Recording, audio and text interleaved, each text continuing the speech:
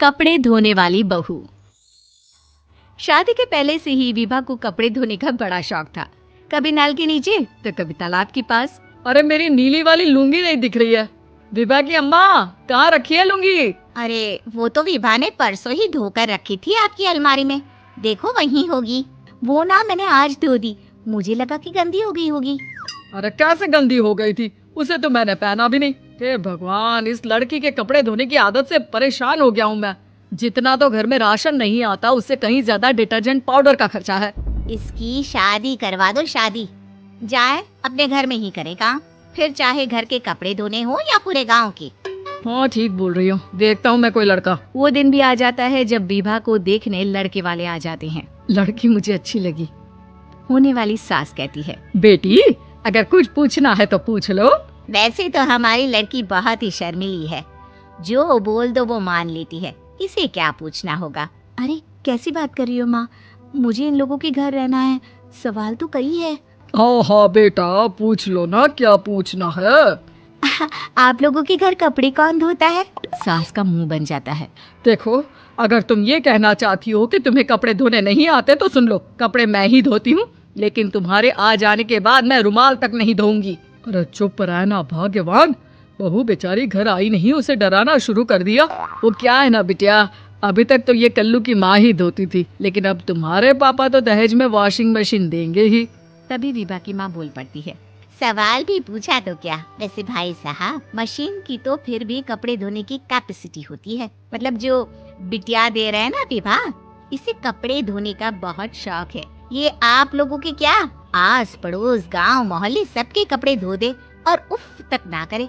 बाहर देखा नहीं आपने कितने कपड़े सूख रहे हैं, सब हमारी बिटिया ने ही तो धोए हैं। बस भी करो ना माँ, शर्म आ रही इतनी तारीफ सुनकर।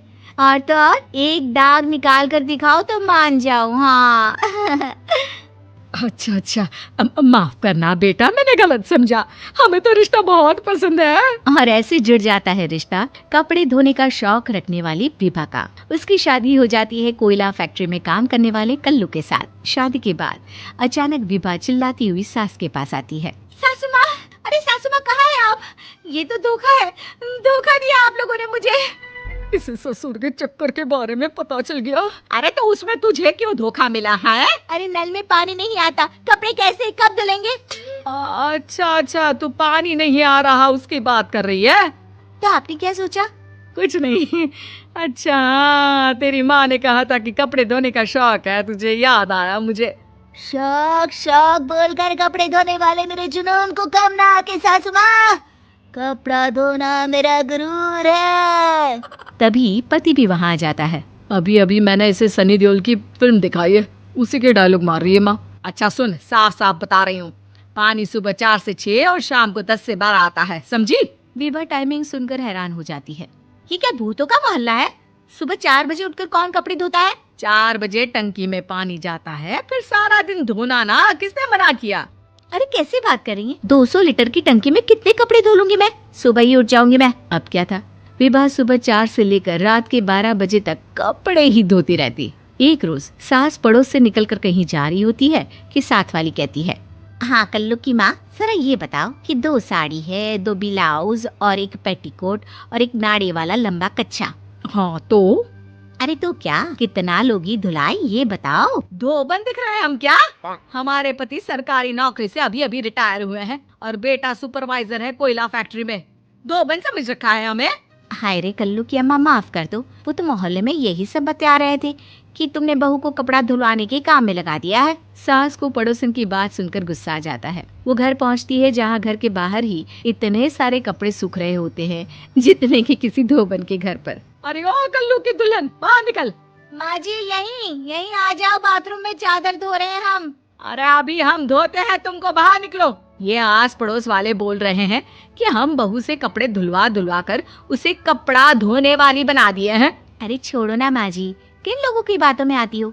आस पास के लोगों का तो काम ही होता है कि वो किसी तरह सास बहू को लड़ा दे। बहू सारे घर के कपड़े धोती है, ये क्या कम है? बोलिए। सास को भी लग जाता है कि वो बहू का ये सनकीपन नहीं छुड़वा सकती, इससे अच्छा है कि खुद ही चुप हो जाए। एक रोज सास और बहू मंदिर जाते हैं, जहाँ सास की साड़ी वहाँ खड़ी भीख मांगने वाली से मिलती है। माँ जी क्या बात है, आपकी साड़ी उस भिखारन से कितनी मिल रही है ना? हाँ हाँ, देखो तो दोनों की साड़ी मिल रही है। क्या बात है कल्लू की अम्मा, तुम खुद को तो अफसर की बीवी बताती हो और ऐसी सिंपल सी प्लेन साड़ी पहनकर घूमती हो। सिंपल और प्लेन नहीं है ये साड़ी। तो क्या सोने के धागे से फूल बने हैं? कुछ भी सासू माँ, कुछ भी। हाँ, बने थे इस साड़ी में सोने के धागे से फूल। मेरे पति लेकर आए थे मद्रास से स्पेशली मेरे लिए 10,000 की। ताहे भाई साहब इस भिखारन के लिए भी सेम टू सेम साड़ी लेकर आए होंगे 10,000 की।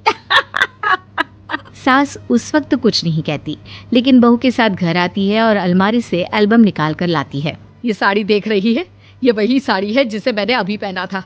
इस साड़ी में ये जो चमकदार फूल दिख रहे हैं ना, ये सोने के धागों से काटे गए हैं। लेकिन तू लोकल वॉशिंग मशीन ब्रश से घिस घिस कर सारे फूलों को निकाल कर साड़ी प्लेन कर दी। मुझे माफ कर दीजिए सासू माँ। और तो और, जब मैंने तुझे तेरी गलती के लिए कुछ नहीं कहा, लेकिन तूने तो सबके सामने मेरा मजाक ही बना दिया। क्यों? बहू को समझ में आ जाता है कि अब से उसका कपड़े धोना बंद।